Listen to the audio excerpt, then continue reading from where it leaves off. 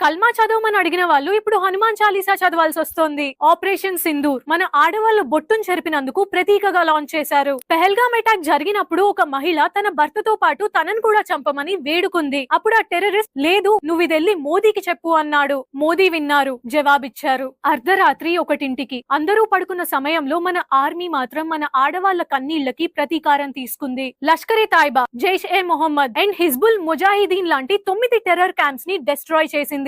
ఈ ఆపరేషన్ జరిగిన తర్వాత మొట్టమొదటిసారి ఇద్దరు మహిళా చీఫ్స్ కలిసి ఈ ఆపరేషన్ ని మీడియా ముందు రిప్రజెంట్ చేశారు. Wing commander Vyomika Singh, colonel Sofiya Qureshi వీళ్ళిద్దరూ కలిసి ఆపరేషన్ సింధూర్ గురించి బ్రీఫింగ్ ఇచ్చారు. వేరువేరు మతాల మహిళలు, ఇదే ఇండియా యొక్క గొప్పతనం, యూనిటీ ఇన్ డైవర్సిటీ. కానీ పాకిస్తాన్ మీడియాలో కొంతమంది ఎప్పుడులానే ఫేక్ న్యూస్ ని స్ప్రెడ్ చేస్తున్నారు. మన ఎయిర్ క్రాఫ్ట్ ఒకదాన్ని షూట్ చేసి డౌన్ చేశారని చెప్పుకుంటున్నారు. ఈ అటాక్ కి స్పందిస్తూ పాకిస్తాన్ పీఎం షేబాజ్ షరీఫ్ ఇలా అన్నారు, శత్రువు పాకిస్తాన్ లోకి చొరబడి